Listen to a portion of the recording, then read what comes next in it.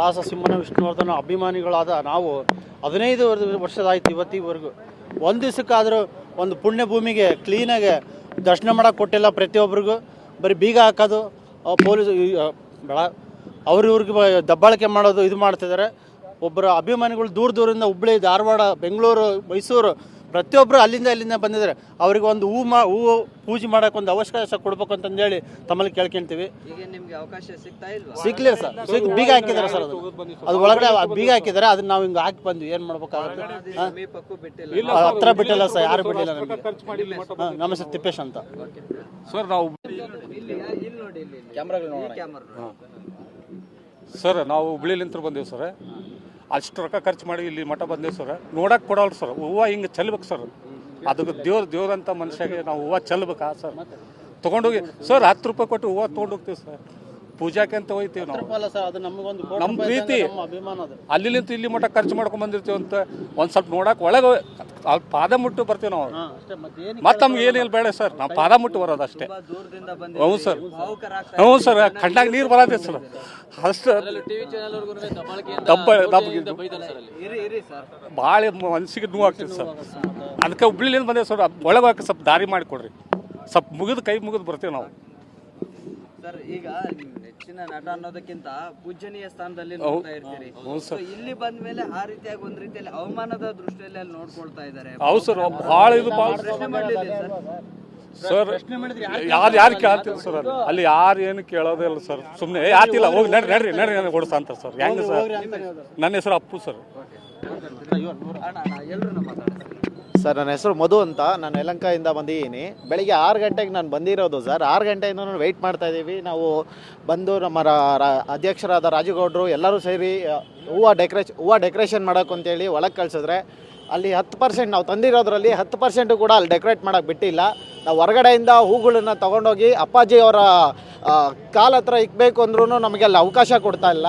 ನಾವೇನಾದ್ರು ಒಳಗಡೆ ಹೋಗಿ ಬಿಡಿ ನಮ್ಮನ್ನು, ನಾವು ಒಳಗಡೆ ಹೋಗಿ ಅಪ್ಪಾಜಿ ಅವ್ರಿಗೆ ಮುಟ್ಟಿ ನಮಸ್ಕಾರ ಮಾಡ್ಕೊಂಡು ಬರ್ತೀವಿ ಅಂದ್ರೂ ಅಲ್ಲಿ ಅವಕಾಶ ಕೊಡ್ತಾ ಇಲ್ಲ. ನಾವು ಹೋಗಿ ನಿಂತ್ಕೊಂಡು ಆಯಿತು ಫೋಟೋ ಆಯ್ತಲ್ವ ಹೊರಡಿ ಅಂತೇಳಿ ನಮ್ಮ ಸಿಬ್ಬಂದಿಗಳು ಹೇಳ್ತಾ ಇದ್ದಾರೆ. ಇದೆಲ್ಲ ನೋಡಿದಾಗ ಏನು ಅನಿಸುತ್ತೆ ಸರ್ ಮನಸ್ಸಿಗೆ ಅಂದರೆ, ಆ ಯಪ್ಪ ಬದುಕಿದ್ದಾಗಲೂ ಕೂಡ ಆ ಯಪ್ಪನಿಗೆ ನೀವು ನೋವೇ ಕೊಟ್ರಿ, ಈಗಲೂ ಕೂಡ ಅದನ್ನೇ ಮಾಡ್ತಾ ಇದ್ದೀರಾ. ಅವ್ರು ಸಾಲದು ಅಂತ ಅವ್ರ ಅಭಿಮಾನಿಗಳಿಗೂ ಕೂಡ ಪಾರಂಪರ್ಯ ಏನಿದೆಯೋ ಅದನ್ನೇ ಮುಂದುವರ್ಸ್ಕೊಂಡು ಹೋಗ್ತಾ ಇದ್ದೀರಾ. ನಾವೇನು ಹೇಳ್ತಾ ಇದ್ದೀವಿ ಅಂದರೆ, ನಮ್ಗೆ ಇವತ್ತು ಒಂದಿನಕ್ಕಾರ ಅವಕಾಶ ಕೊಡಿ. ನಾವು ಬರೋದೇ ವರ್ಷಕ್ಕೆ 2 ದಿನ.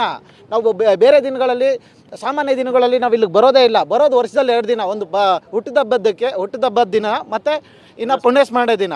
ಆ 2 ದಿನದಲ್ಲಿ ಈಗ ನಾವು ಇಲ್ಲೇನು ಖುಷಿಯಾಗಿ ಬಂದಿಲ್ಲ ಸರ್. ಆ ಯಪ್ಪ ಇಲ್ಲ ಅನ್ನೋ ನೋವಿಂದ ನಾವು ಇಲ್ಲಿ ಬಂದು ಅವ್ರ ಜೊತೆಲಿ ಅಲ್ಲಿ ಏನೋ ನಮಗೆ ಆ ಜಾಗದಲ್ಲಿ ಕೂತ್ಕೊಂಡ್ರೆ ನಮಗೊಂದು ನೆಮ್ಮದಿ ಸಿಗುತ್ತೆ. ಆ ಯಪ್ಪನ ಹತ್ರ ಮಾತಾಡ್ದಂಗೆ ಇರುತ್ತೆ. ನಾವು ನಮ್ಮ ಮನಸ್ಸಲ್ಲಿ ಏನಿದೆಯೋ ಅದನ್ನು ಹೇಳ್ಕೋಬೇಕು ಅವ್ರ ಹತ್ರ ಅಂತ ಬಂದಿರೋದು ಸರ್. ಅಲ್ಲೆಲ್ಲ ಮೈಸೂರಿಗೆ ಹೋಗಿ ಅಂತ ಇಲ್ಲಿ ಬೋರ್ಡ್ ಹಾಕಿದ್ದಾರೆ ಸರ್. ನಾನು ಹೇಳ್ತಾ ಅಲ್ವಾ, ರಾಮನ ದೇವಸ್ಥಾನ ಎಲ್ಲ ಕಡೆ ಇದೆ ಸರ್. ಇಂಡಿಯಾದಲ್ಲಿ, ಭಾರತದಲ್ಲಿ ರಾಮನ ದೇವಸ್ಥಾನ ಎಲ್ಲ ಕಡೆ ಇದೆ. ಅಯೋಧ್ಯೆದೆಲ್ಲ ಯಾಕೆ ಬೇಕಿತ್ತು? ಯಾಕಂದರೆ ಆ ಯಪ್ಪನದ್ದು ಜನ್ಮಸ್ಥಳ ಸರ್, ಅದಕ್ಕೆ ಅಲ್ಲಿ ಬೇಕಿತ್ತು. ನಮಗೀಗ ಇಲ್ಲಿ ಹಾಕ್ಬಿಟ್ಟು ಇಲ್ಲಿ ಅಪ್ಪಾಜಿ ಅವ್ರನ್ನ ಅಂತ್ಯ ಸಂಸ್ಕಾರ ಮಾಡಿ ಎಲ್ಲೋ ಮೈಸೂರಿಗೆ ಹೋಗಿ ಅಂತ ಹೇಳ್ತಾ ಇದ್ದಾರೆ. ಇದು ಯಾವ ಥರ ನ್ಯಾಯ ಅಂತ ನಮ್ಗೆ ಅರ್ಥ ಆಗ್ತಾ ಇಲ್ಲ ಸರ್. ನಮ್ಮ ಅಧ್ಯಕ್ಷರನ್ನ ಒಳಗಡೆ ಬಿಡಬೇಡಿ ಅಂತ ಇಂಜೆಕ್ಷನ್ ಆರ್ಡರ್ ತಂದಿದ್ದಾರೆ ಅಂತ ಹೇಳ್ತಾ ಇದ್ದಾರೆ. ಮಧು ಅಂತ ಸರ್. Thank you. ದಾವಣಗೆರೆಯಿಂದ ಬಂದಿದ್ದೀನಿ ಸರ್. ನಾನು ಚೇತನ್ ಕುಮಾರ್ KG ಅಂತ. ನನ್ನ ಅಪ್ಪಟ ಅಭಿಮಾನಿ ವಿಷ್ಣುವರ್ಧನ್. ಏನಾಗಿದೆ ಅಂದರೆ, ನಿಕಟಪೂರ್ವ ಮುಖ್ಯಮಂತ್ರಿಗಳು ಯಡಿಯೂರಪ್ಪರು ಮಲ್ಕೊಂಡಿದ್ರೆ ಏನೋ ಅನ್ನೋದು ಗೊತ್ತಿಲ್ಲ, ಜಾಗ ಫಿಕ್ಸ್ ಮಾಡ್ಲಿಕ್ಕಾರ. ಅದು ಕೆಲವೊಂದು ಕುತಂತ್ರಗಳಿಂದ ನಡೆದಿದ್ದಾವೋ ಏನೋ ಅಂತ ಯಾರಿಗೂ ಗೊತ್ತಿಲ್ಲ.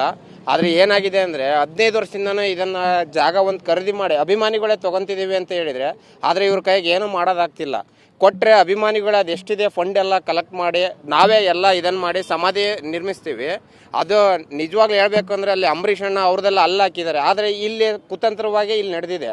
ಆದರೆ ಆ ಕುತಂತ್ರಕ್ಕೆ ಒಂದು ಇದು ಬೇಕು, ಮುಕ್ತಿ ಬೇಕು. ಆದರೆ ಆ ಮುಕ್ತಿ ಕೊಡೋಕ್ಕೆ ಯಾರು ಇದನ್ನು ಮಾಡ್ತಿಲ್ಲ. ಬೆಳಗ್ಗೆ ನಾನು ನಮ್ಮ ಹುಡುಗರನ್ನೆಲ್ಲ ಕರ್ಕೊಂಡು ಬಂದಿದ್ದೀನಿ ಈ ವರ್ಷ. ಆದರೆ ಪ್ರತಿ ವರ್ಷ ಬರ್ತಿದ್ದೆ, ಈ ವರ್ಷ ಹುಡುಗರು ಕರ್ಕೊಂಡು ಬಂದಿದ್ದೀನಿ. ಆದರೆ ಅವ್ರು ನೋಡಿದರೆ ಇಲ್ಲಿ ಬಂದರೆ ಏನಿಲ್ಲ. ನನಗೆ ಒಂಥರ ನಾಚಿಕೆ ಆದಂಗೆ ಆಯಿತು. ಏನಾಗಿದೆ ಅಂದರೆ, ಮೈಸೂರಲ್ಲಿ ಸ್ಮಾರಕ ಕೊಟ್ಟಿದ್ದಾರೆ, ಆದರೆ ಏನು ಮೈಸೂರಲ್ಲಿ ಕೊಟ್ಟಿಲ್ಲ. HD ಕೋಟೆ ಅಂತ ಒಂದು ಮೂಲೆಯಲ್ಲಿ ಕೊಟ್ಟಿದ್ದಾರೆ. ಯಾಕೆ ಮೈಸೂರಲ್ಲಿ ಎಲ್ಲೂ ಜಾಗ ಇದ್ದಿಲ್ವಾ? ಅದು ಅಲ್ಲೇ ಕೊಡ್ಬೇಕಂತ ಏನಾರು ಇತ್ತಾ? ಅದು ಸುಮ್ಮನೆ ಮೈಸೂರು ಅಷ್ಟೇ, ಆದರೆ ಹೆಸರಿಗೆ. ಆದರೆ HD ಕೋಟೆ ಅಂತ ಹೇಳ್ತಿದ್ದಾರೆ.